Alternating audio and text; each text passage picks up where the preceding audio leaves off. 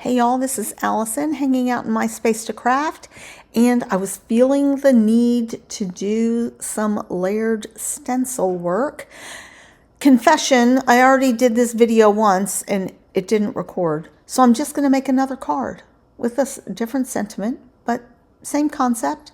That's why I haven't cleaned off my stencils. So this is a set of Pink Fresh Studio floral stencils. I have some pinks that I'm going to use.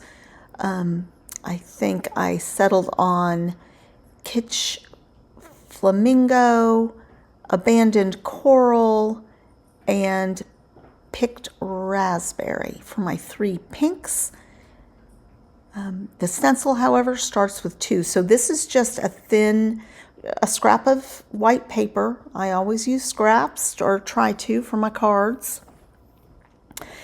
This nice thing about the stencils, it does have a little guide to line it up. So I'm just going to tape this into place. And that will hold both the paper and the stencil in place. And I'm going to start with the lightest green for the first layer. And I really enjoy using these brushes for stencils and ink blending. I like it better than the little boopers, though the boopers have their place. I use those for edging things and stuff like that, but I just really like the brushes for this kind of work. And if I'm running over the stems a little bit more to get them a little bit darker, so there's a little bit darker toward the center of the photo as opposed to the back. Then I start with stencil number 2. And this is the coral that I'm using for this one. Just making sure I have cleaned off the brush.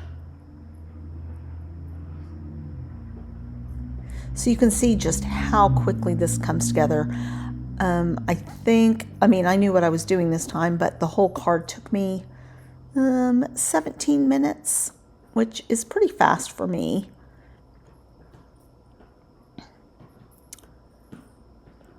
So the third layer is the other set of flowers. So I'm going to use a different color. I'm going to use my lightest pink for this.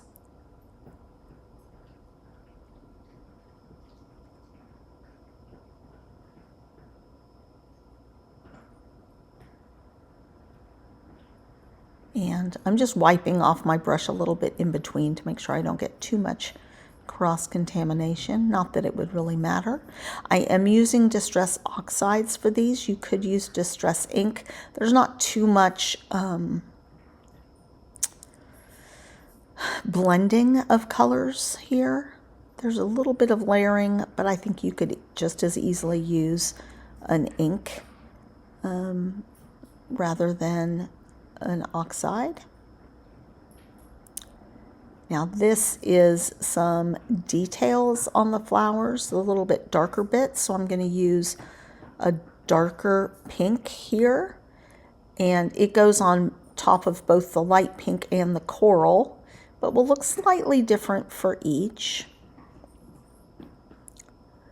So it works. You could get more detailed with the stencil and do the bits for different flowers, different pinks or different colors. I'm just doing the simple version of this stencil because it's pretty enough.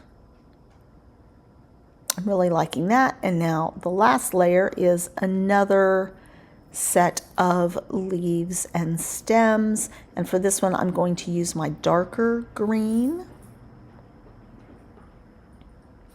And this also does some flower centers in the dark green.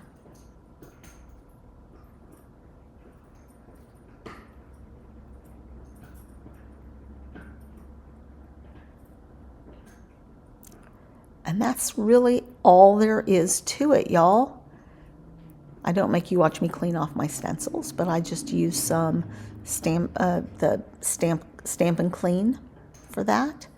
I have a card base already cut, and now I just want to trim this white card and find a sentiment.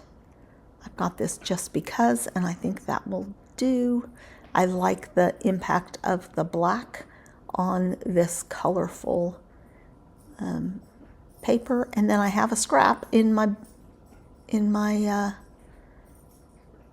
scrap bin that will be perfect. So what I'm going to do is cut the scrap first to the size that I want, and I have an A2 card, as I said, so I'm going to cut this a 1/4 inch smaller than the A2 card. So an A2 card is 5.5 by 4 1/4. So I'm going to cut this 5 1/4 by 4 inches. And that will leave a nice 1/8 of an inch border all around it.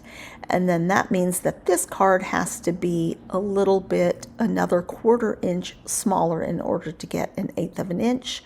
I don't want to cut off those stems at the bottom, so I'm going to cut a little bit from both top and bottom.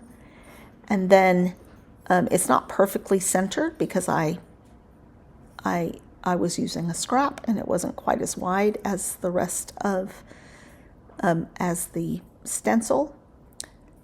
So it is now the right size, and this card comes together so quickly. So I like having that sort of coral color for the border. You could go green, you could go black. There's really any number of different colors you could use for that matte. But I really like the simple impact of the white border, the coral border, and then the white background. I'm just going to lighten this up a little bit. It's a little heavy there on the end, so I'm going to fishtail it.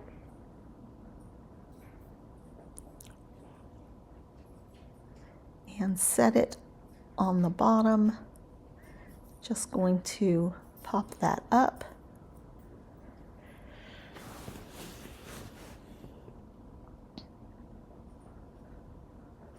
And I like it going across the stems, like it's holding the bunch of flowers together.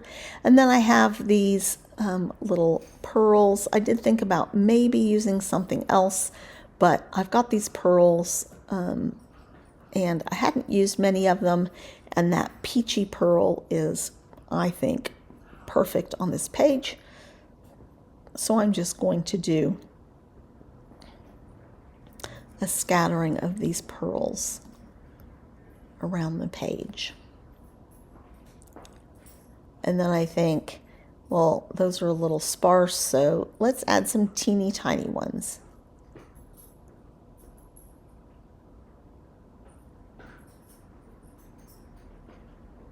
And we'll take a close-up, and that's all it took to make this beautiful card.